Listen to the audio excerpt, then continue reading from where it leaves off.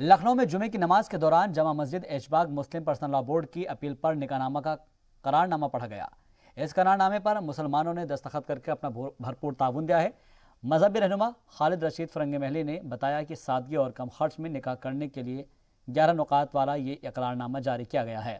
اس دوران انہوں نے کہا ہے کہ نکاح رسم نہیں، عبادت ہے، اور عبادت میں کوئی بھی ناجائز کام نہیں ہو سکتا، اس لیے نکاح میں اور ولیمے میں ناچ گانا اور آتش بازی نہ کی جائے۔ انہوں نے یہ بھی کہا کہ دولہا دلہن کو اس کا مہر فوراً ادا کریں۔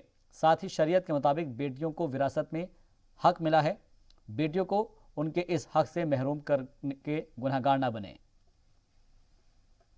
نکاح کو اسلامی شریعت کے مطابق کریں، نکاح میں کوئی حرام اور ناجائز کام نکاح کی تقریب میں نہ کریں، نکاح میں کسی بھی قسم کے جہیز کا لین دین اور جہیز کا مطالبہ نہ کریں، اور نکاح کی تقریب میں کسی بھی قسم کا ناچ گانا اور ڈی جے یا میوزک نہ کی جائے۔